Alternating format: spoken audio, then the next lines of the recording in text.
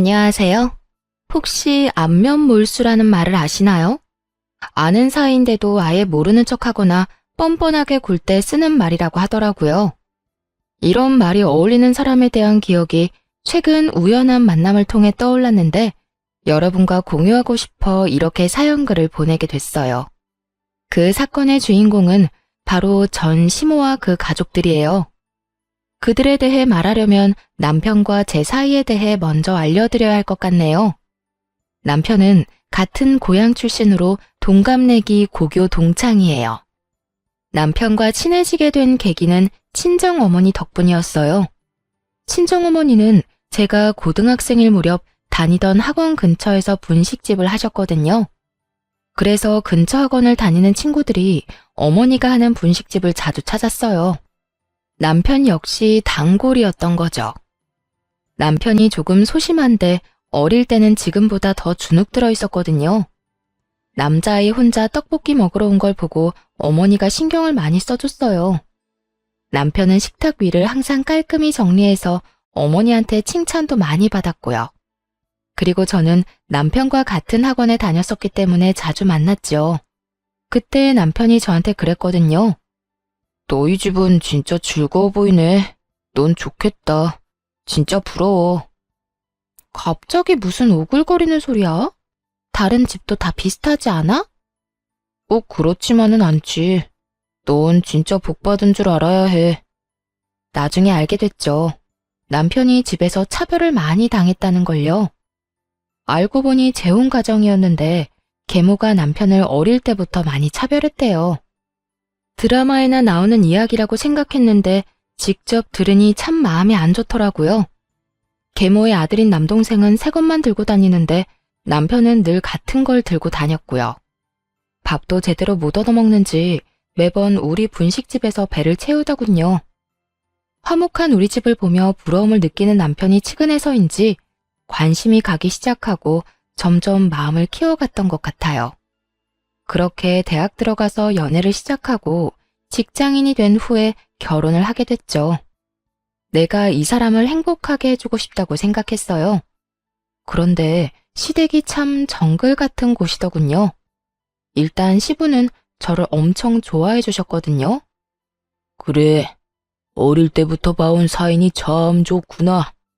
사부인께서는 잘 계시지? 네가 며느리가 돼서 얼마나 기쁜지 모른다. 게다가 대학병원 간호사가 내 며느리인 게 얼마나 자랑스러운지 친구들한테 자랑도 많이 하고 다녔지. 그런데 허허 웃는 시부의 말이 끝나자마자 시모가 날카롭게 받아치더군요. 의사도 아니고 꼴랑 간호사인데 뭐가 그렇게 자랑스러워요? 세상에 자랑할 게 그렇게 없어요. 당신 둘째 아들이 데려온 며느리가 얼굴이랑 행동이 이쁘지. 첫째는 영 뻣뻣하고 인물도 별로라 내 마음에 들지가 않는데. 당신 제발 마음 좀 곱게 써. 애들 앞에서 이게 무슨 추태야? 추태는 무슨 추태예요? 그리고 당신 진짜 이럴 수 있어요? 결혼을 같은 해에 하는데 왜 첫째한테 돈을 더 많이 줘요? 둘째는요? 둘째가 여태 사업한다고 가져간 돈은 생각 안 해? 첫째는 평생 돈 달라고 한 적이 한 번도 없잖아. 아무리 발이 안으로 굽어도 그건 아니지. 사업하는데 돈이 필요한 걸 그럼 어떡해요? 어쨌든 둘째도 첫째만큼 지원 안 해주면 가만히 안 있을 테니까 그렇게 알아요. 저 말이 나오면 그때부터 남편의 순환 시대였죠. 시모가 쓸데없는 일로 남편 불러내고 고생시키고 말도 아니었거든요. 그런데 결혼을 하고 나니 제가 타깃이 되더군요. 저야 대학병원 간호사라 3교대로 일해서 바빠 죽겠는데 그런 치사한 괴롭힘에 어울려줄 시간이 없었어요. 남편에게도 시모가 무슨 일 시키면 바쁘다고 하라고 말해뒀고요. 그저 시부가 시키는 일만 잘하라고 했어요. 그렇지만 항상 화를 피해갈 수 있는 건 아니었어요. 명절 때마다 음식을 모두 혼자서 해야 했거든요. 시모가 동서와 저한테 시키겠다고 했지만 사실상 저에게만 다 맡겼으니까요. 형님, 이것도 좀 치워주세요. 무슨 주방이 이렇게 더러운지. 좀 치워가면서 해요. 살림 안 해본 티가 나네. 그리고 간도 좀 더 하시고요. 이렇게 맛없으면 아무도 안 먹어요. 시모를 등에 업고 동서는 사람 좋은 얼굴로 온갖 일을 다 시켜댔어요. 그럼 집에서 쉬는 동서가 일 좀 해. 나한테 시키지 말고. 그리고 아버님 몸 안 좋으신 거 몰라? 간 세게 했다가 아버님 병원 가시면 동서가 수발 들 거야. 무슨 말을 그렇게 하세요? 전 그냥 맛없다고 한 것뿐이죠. 그리고 지금 저 일 안 한다고 무시하세요? 제가 남편한테 얼마나 신경을 많이 쓰는데요. 그럼 좀 가서 도련님한테 신경이나 쓰든가. 왜 입으로 혼수나 둬? 미리 말하지만 여기 아버님도 같이 계신 거 알지? 아버님 이야기를 꺼내면 동서의 기세는 물을 뒤집어 쓴 불꽃처럼 사그라들었어요. 아무리 시모의 위세가 대단해도 아직까지 이 집안의 보스는 시부니까요. 시부가 평소에는 유약했지만 첫째 며느리인 절 건드리는 걸 가장 싫어하셨거든요. 부모님이랑도 잘 아는 사이셔서 잘 지낼 수 있도록 최대한 배려해 주셨고요. 그럼에도 5년 동안이나 혼자서 조용히 명절 음식을 다 한 건 저 나름대로 다른 노림수가 있어서 그랬던 거예요. 이 정도면 됐다 싶은 기간이 딱 5년이었거든요. 모두가 나 혼자 일을 다 하고 있다는 걸 알만한 시간. 5년이 지나자 저도 슬슬 본색을 드러냈죠. 어머님, 아버님, 이번 추석에는 제가 전날에 음식하러 못 올 것 같아요. 여태까지는 사정해서 당직을 빠졌는데 다른 사람들 일정을 무시할 수가 없어서요. 로테이션으로 돌아가며 일정 잡는데 저만 매번 명절에 빠질 수는 없잖아요. 즉, 명절 전날에 일하러 가야 해서 시댁에 못 온다고 못 박아버린 거죠. 그런 게 어디 있니? 네가 없으면 어떡하라고? 어머님도 참. 며느리가 저 하나뿐인 것도 아닌데 무슨 걱정을 하세요. 동서 혼자서도 잘할 거예요. 전업주부라 살림도 남편 내조도 잘하는 동서가 설마 제사 음식 하나 못하려고요? 웃으며 그렇게 말하자 시모가 역정을 내더군요. 아니, 여태까지 잘 빼줬다가 왜 이번부터는 안 된대? 너 그냥 음식 안 하고 싶어서 일한다는 거 아니니? 어머님, 대학병원에 일하는 사람이 얼마나 많은데요. 저만 계속 그 날짜에 빠질 수가 없어요. 다른 사람들도 생각해야죠. 그래, 그건 새아기 말이 맞다. 며느리가 둘이나 있으니 이번에는 둘째에게 시켜보자. 첫째 혼자서도 그만큼 했는데 둘째라고 못하겠어? 그렇지? 시부가 그렇게 얘기하자 동서는 말도 없이 우물쭈물하기만 하더군요. 우더러니 시키니 안 된다 말은 못하겠고 중간에서 곤란하겠더라고요. 그래서 손윗사람으로서 등 떠밀어줬죠. 동서가 못하는 게 아니에요. 어머님이 워낙 동서를 아끼시니 그간 실력을 볼 기회가 없었던 것뿐이죠. 전업주부로 5년을 지냈는데 설마 음식 하나 못하겠어요? 이번에 그 솜씨 한번 발휘해줘요. 알았죠? 결국 동서 혼자 명절 준비를 하게 됐어요. 동서가 미친 듯이 때려봤지만 뭐 어쩌겠어요? 그날 일이 있어서 전 못 나오는 걸요. 그렇게 명절이 되어 일을 끝내고 시댁으로 갔더니 세상에 동서 혼자 정말로 준비를 다 했더군요. 시모가 어깨를 으쓱하더니 보란 듯이 말했어요. 봤니? 맛도 그렇고 모양도 그렇고 금 잡을 데가 한 군데도 없어. 거기다가 나 고생할까봐 전날 집에서 다 해오는 정성까지. 예, 그런 건 좀 보고 배워라. 정말 잘했네요. 동서, 수고했어. 그런데 형님, 오늘 일한다고 하시지 않았어요? 그런데 제가 받은 이 문자는 뭐죠? 동서가 뜬금없이 보여준 문자에는 사진 한 장이 첨부되어 있었어요. 저와 웬 남자가 커피를 마시는 사진이요. 다름이 아니라 점심때 보험회사 직원이 상품 하나가 너무 잘 나왔다고 저한테 상담 한번 받아보라고 연락을 했거든요. 마침 남편 보험이 너무 부실했던 터라 한번 상담을 받아볼까 해서 만났죠. 그런데 그때의 모습이 떡하니 찍혀 있더라고요. 제 뒷조사라도 한 모양이었어요. 솔직히 깜짝 놀랐어요. 일하기 싫다고는 해도 이런 짓까지 하다니. 동서는 바쁘지도 않았어? 어떻게 음식 준비하면서 이런 사진까지 다 찍었대? 말 돌리지 말고 이야기나 해주세요. 오늘 일하신 거 맞아요? 그러자 옆에 계시던 시고모님이 대답을 빼앗아 갔어요. 질부, 오늘 병원 출근한 거 맞다? 내가 오전에 질부 병원에 병문안을 가고 오후에는 진료를 보러 갔거든. 그때 다 있었어. 이 사진은 점심시간에 찍힌 것 같은데. 점심 밖에서 먹었니? 네, 보험회사 직원이에요. 저는 딱히 필요가 없는데 남편 보험이 부실하더라고요. 실손보험 외에 다른 보험은 하나도 없어서 잘 됐다 싶어서 만난 거였고요. 그런데 동서는 어디서 이런 문자를 받았어? 남편이 근처 지나다가 형님을 봤다고 해서 찍은 거예요. 아니면 됐어요. 식사나 하세요. 트집을 잡으려다가 시고모님이 편들어주자 아무 말 못하고 식사나 하라더군요. 그렇게 식사를 하다가 중간에 나서서 말했어요. 그런데 동서, 솜씨가 정말 좋다. 너무 맛있는데? 그렇지 않아요, 아버님? 그래, 둘째 며느리가 생각보다 요리 솜씨가 굉장히 좋구나. 고모님도 맛있으시죠? 그래, 첫째 질부한테는 좀 미안한 말이긴 한데 둘째 솜씨가 굉장히 좋아. 간도 딱 좋고. 저한테 미안하실 게 뭐가 있어요. 사람들한테 맛있다는 말을 들으니 동서도 기분이 좋은 모양이더군요. 덩달아 옆에 있던 시모도 자신만만한 표정으로 저를 쳐다봤고요. 그 모습이 너무 웃겨서 그저 웃었어요. 그리고 이렇게 말해줬죠.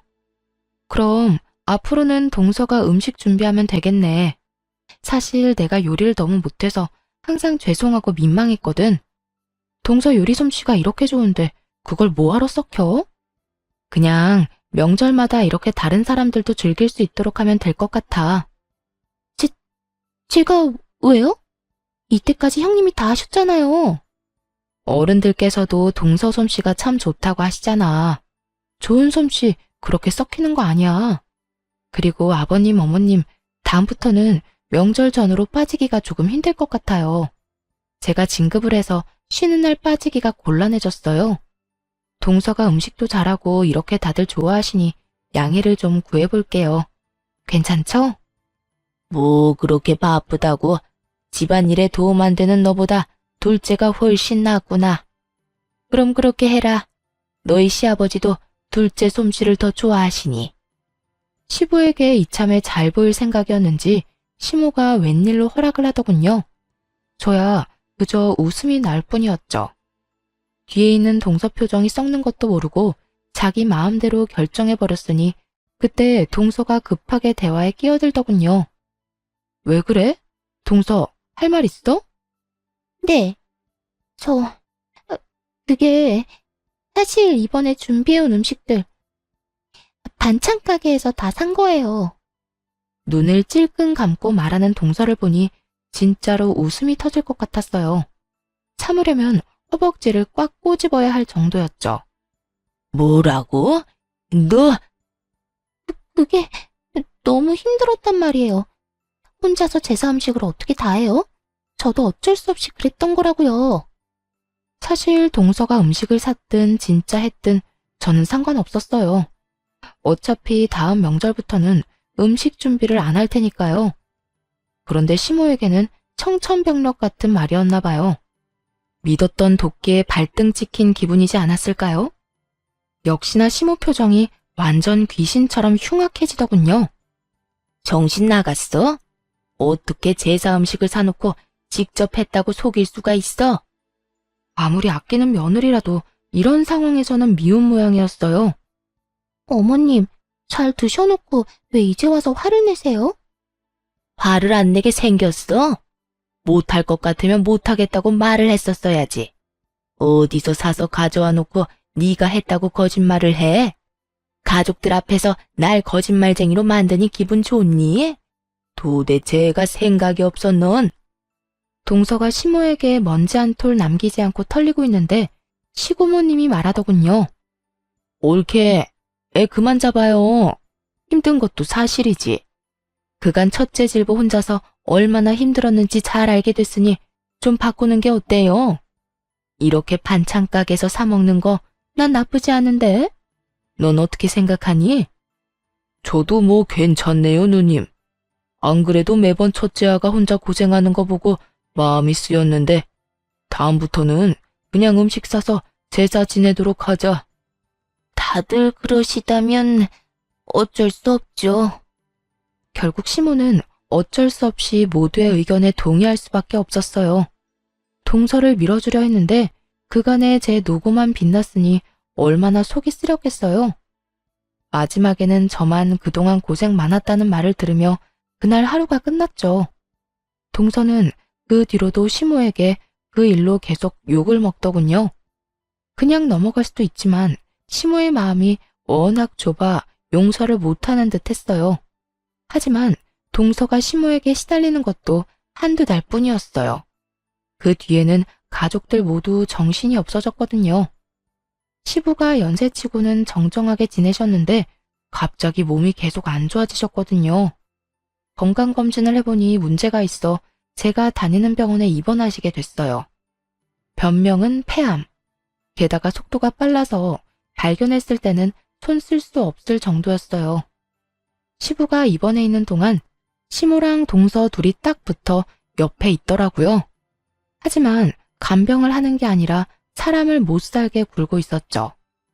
대화하는 걸 대충 들었는데 유산과 관련된 이야기를 하더라고요. 참 바뀌는 거 없는 인간들이다 싶었어요. 시부 재산이라고는 시댁 집뿐이고 돈도 어차피 치료비에 거의 다 쓰일 텐데 뭐가 그리 급한지 누워있는 사람을 괴롭히더군요. 몇 번은 제가 절대 안정을 해야 한다는 말로 내쫓아주기도 했지만 아주 끝장을 보려는 건지 끈질기게 시부에게 확답을 듣고자 하더라고요. 결국 시부가 가족들 모아놓고 이야기를 꺼냈어요.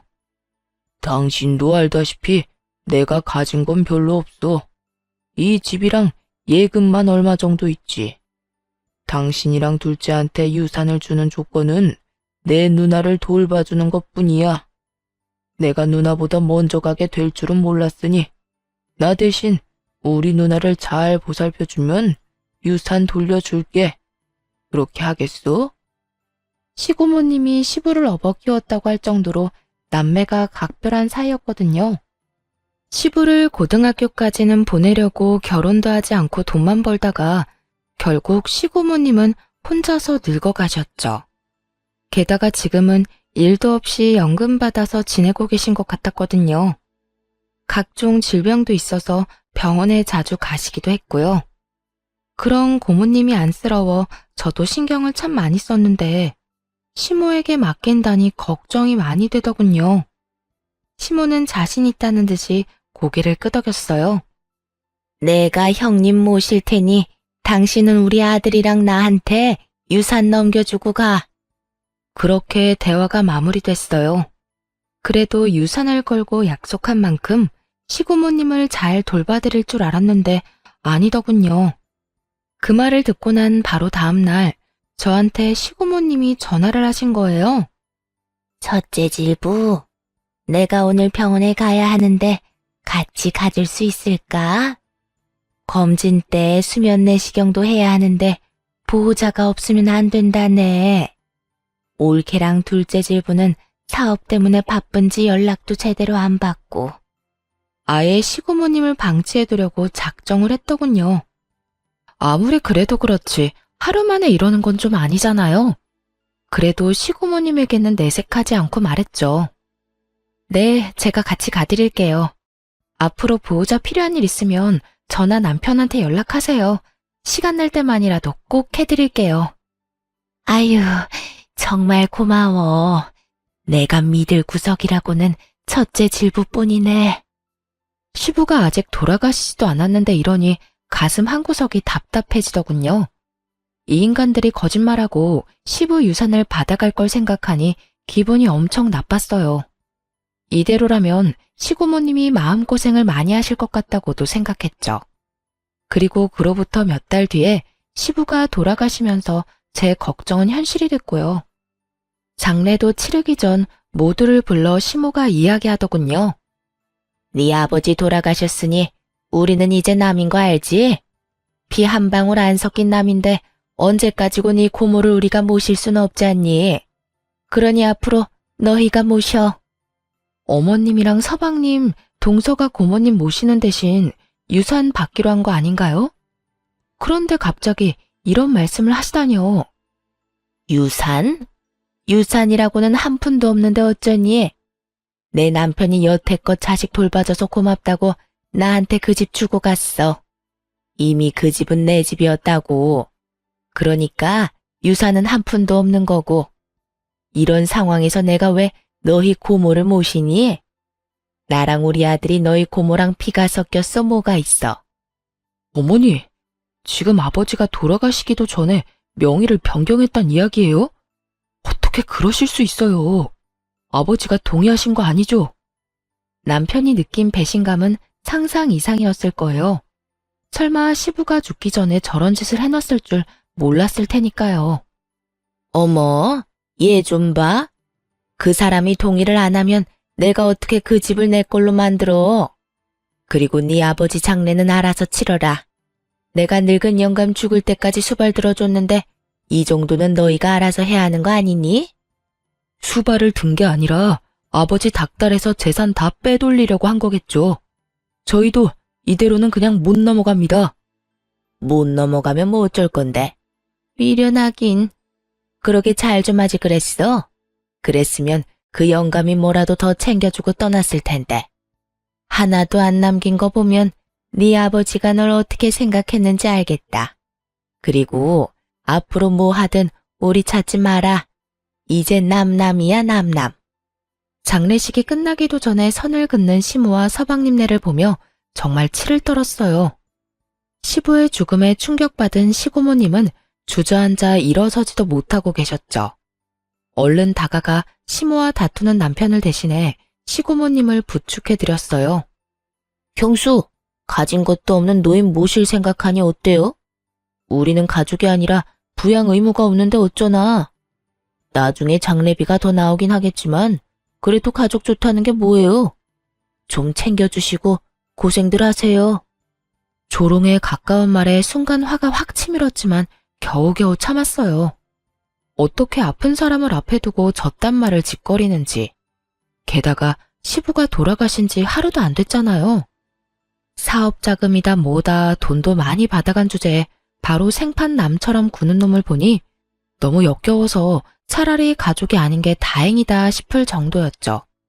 그렇게 저와 남편만 남아 시부의 장례를 치렀어요.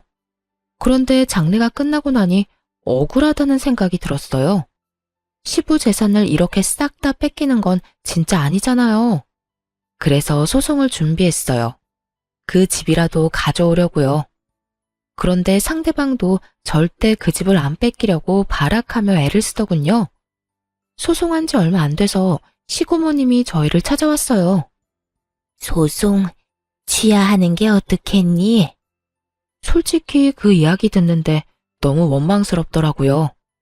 돈이 문제가 아니었어요. 남편에게는 아버지의 마지막이 걸린 문제였죠. 그것마저 뺏기면 시부와 남편은 시모에게 평생을 당하고만 산 것일 테니까요. 고모님, 그래도 그 집은 아버님 거예요. 원래라면 남편이 받아야 할 집이고요. 이대로면 아버님도 억울하실 거예요. 잘 알아. 그러니 취하하라는 거야. 내가 네 시아버지한테 부탁받은 게 있어서 그래.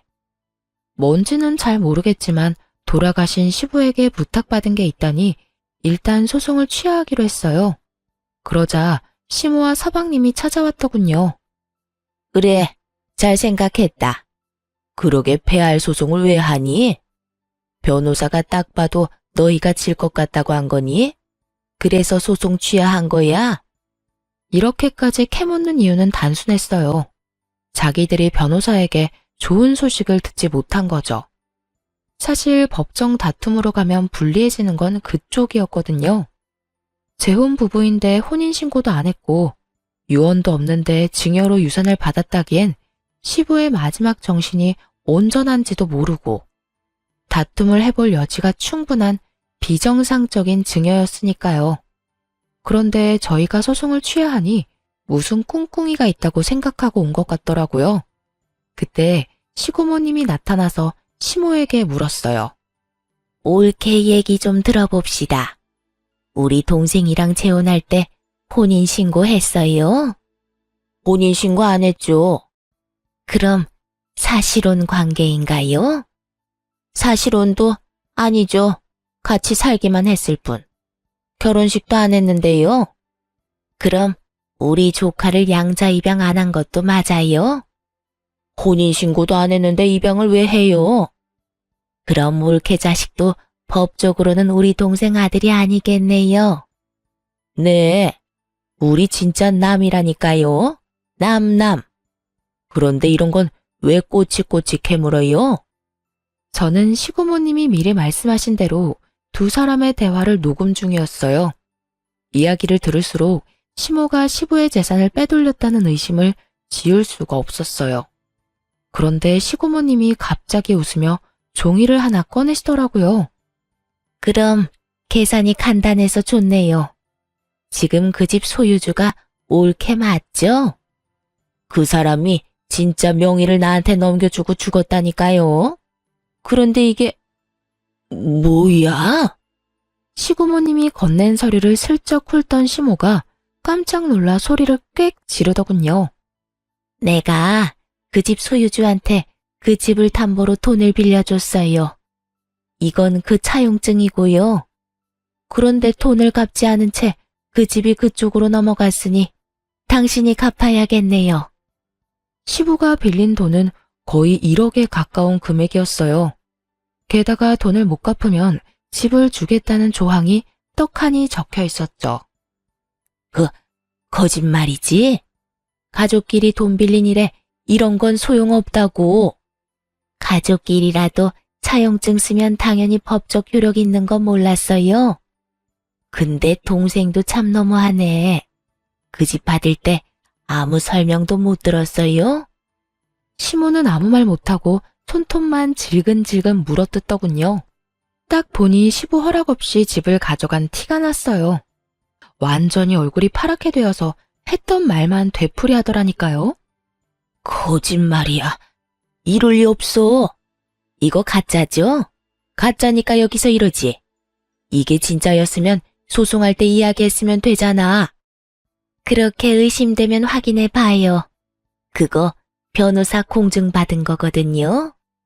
그 말이 끝나기도 전에 시모가 서류를 쫙쫙 찢어버렸어요. 이런, 원본은 당연히 변호사가 가지고 있어요. 그러니까 사본은 얼마든지 찢어도 상관없어요. 평온한 시고모님 말투에 시모는 미쳐버리기 딱 일보 직전이더라고요. 왜냐면 시모가 가져간 그 집에는 이미 은행을 통한 담보대출도 잡혀 있었거든요. 상속받자마자 소송으로 뺏길 수도 있다고 생각해서 그런지 서방님이 이미 그 집을 담보로 대출을 신청했더군요. 이 집 담보대출 받아서 그만큼 돈 못 줘요. 그럼 올케가 1억을 나한테 줘야지. 아니면 대출 받은 사람이 주든가.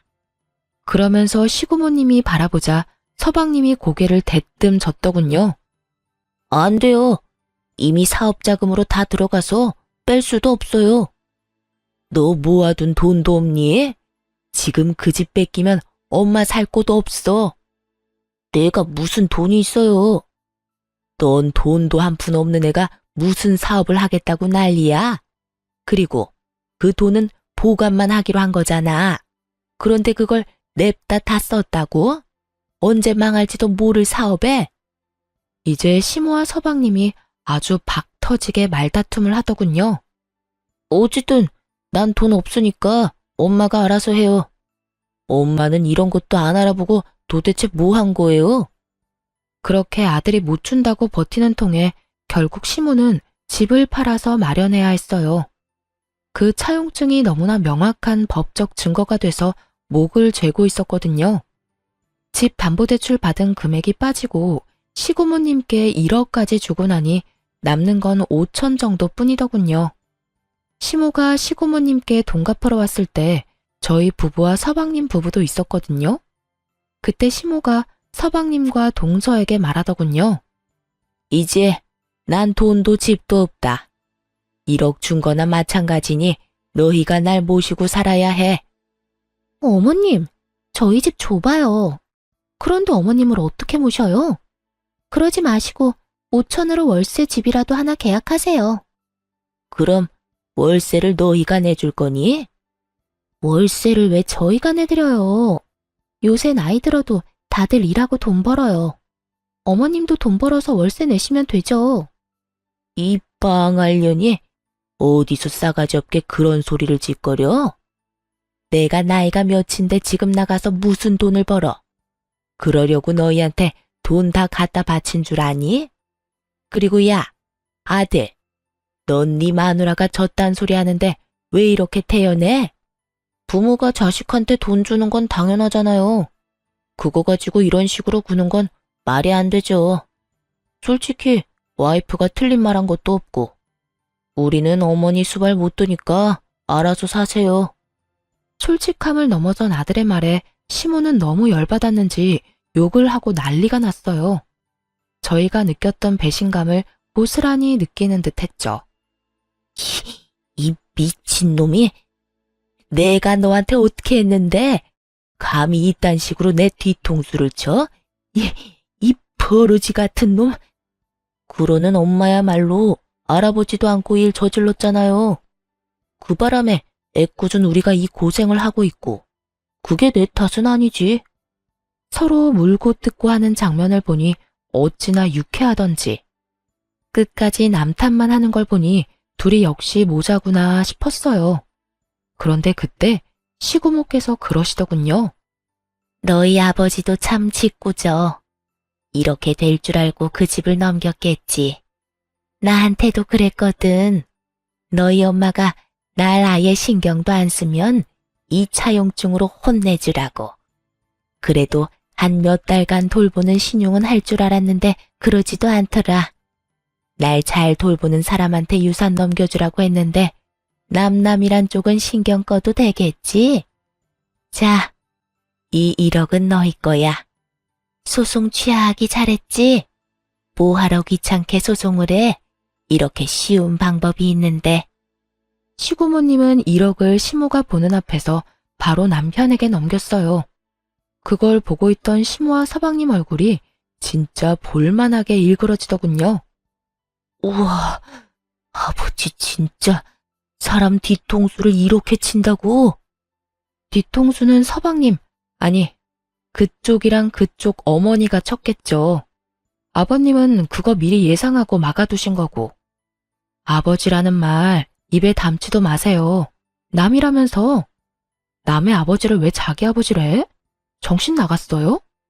매섭게 쏘아붙이자 서방님은 말도 못하고 빤히 쳐다만 보더군요. 왜요? 내가 틀린 말 했어요? 언제는 남남이라면서요. 아버지 아니라며. 피 한 방울 안 섞였다며. 형수, 진짜? 누가 당신 형수야? 한 번만 더 형수라고 불러봐요. 가만 안 둘 테니까. 확실하게 선을 긋자 서방님이 어이없다는 표정으로 보더군요. 제가 이렇게까지 맞설 줄은 몰랐나 봐요. 옆에 있던 시모는 시모대로 억울한지 시부 욕을 마구 해대더군요. 이 썩을 놈의 양반이 나한테 썩은 고기를 줬다 이거지? 내가 이대로 넘어갈 줄 알아? 절대로 못 참아. 너희들이 왜 그 돈을 가져가는 거야? 돈 다시 돌려내. 그 사람 배우자인 내가 돈을 받아야지. 본인 입으로 사실혼도 아니라고 했으면서 내가 괜히 다 녹음해둔 줄 알아? 이렇게 한 입으로 두 말 할까봐 그런 거야.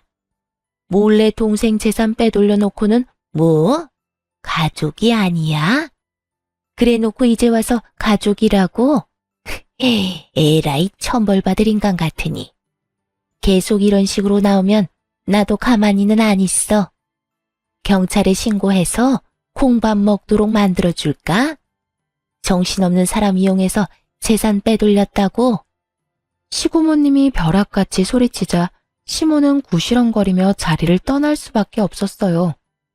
그 인간들 떠나는 모습을 보면서 시고모님이 그러시더군요.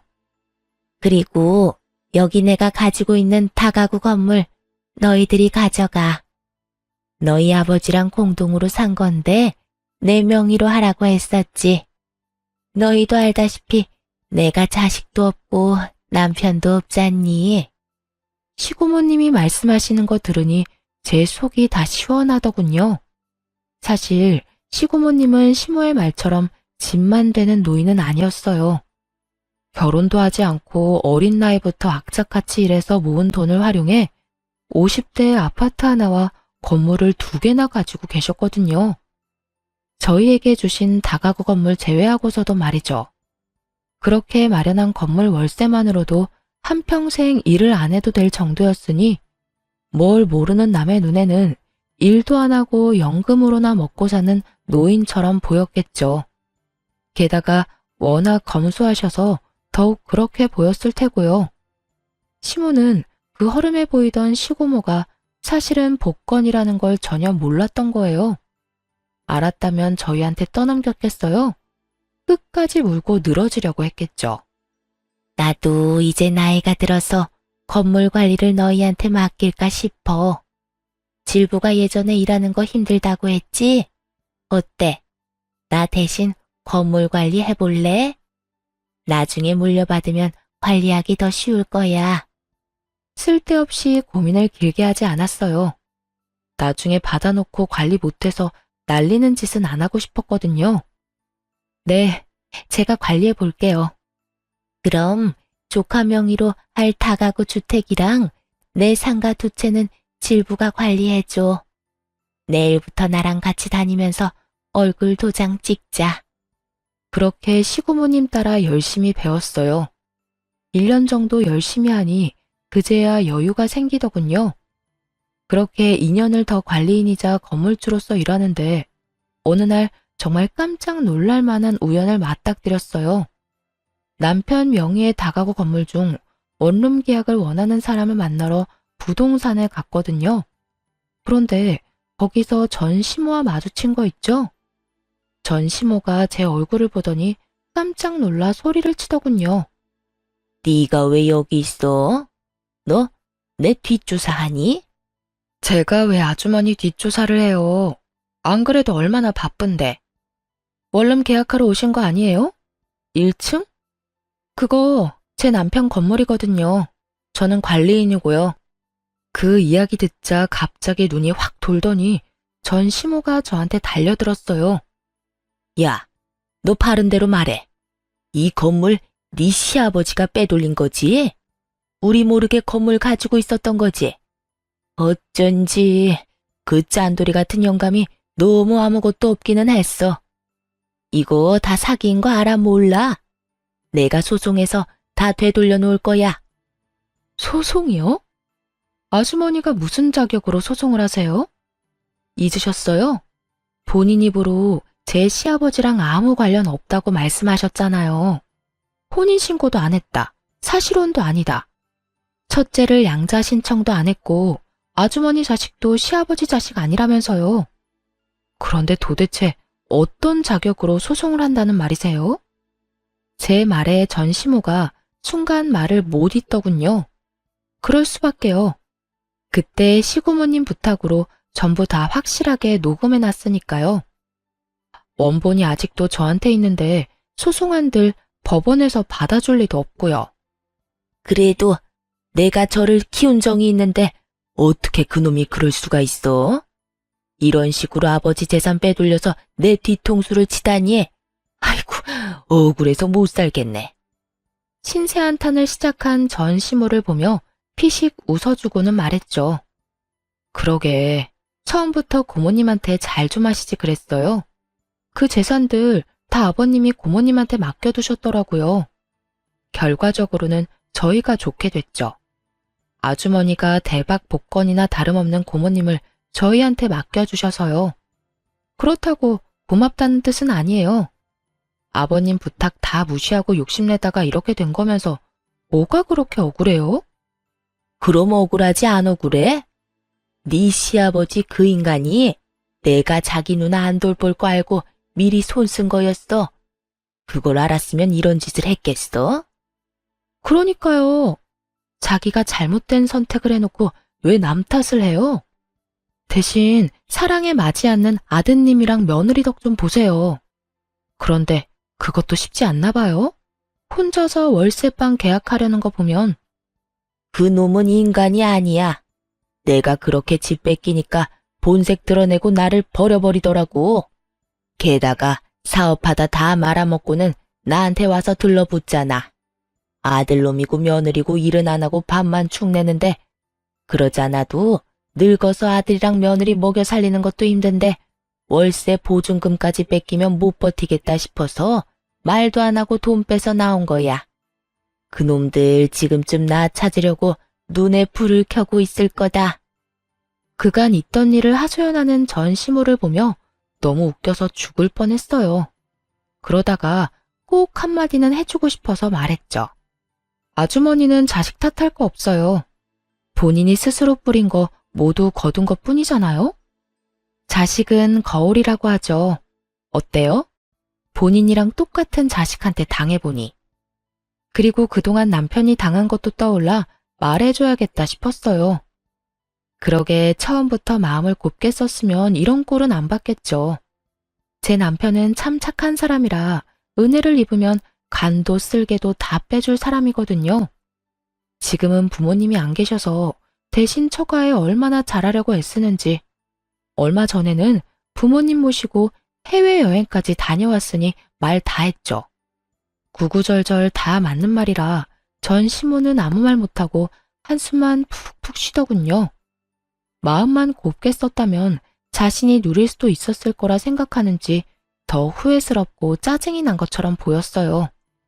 계약은 안 하는 걸로 할게요. 나중에 안 나가겠다고 할지도 모르고 보호자가 와서 난리칠지도 모르잖아요. 이 위험이 뻔히 보이는데 계약을 하는 건 좀 무리네요. 너 정말 1억이니? 그래도 우리가 한때는 가족이었는데. 야박하게 굴지 말고 좀 해주렴. 이 근방에서 여기가 제일 저렴하고 깨끗하던데. 가족? 우리가 언제 가족이긴 했나요? 대놓고 사람 차별하고 괴롭혀놓고 이제 와서 아쉬우니까 가족 운운하지 마세요. 본인 입으로 아무런 관련 없는 사람이라고 했으니 엮일 생각하지 마시고요. 그렇게 대놓고 핀잔을 주자 전 시모는 결국 계약도 못하고 떠났어요. 나중에 그 이야기를 전해드리자 시고모님이 엄청 웃으시더군요. 그 자리에 없었던 게 너무 아쉽다면서요.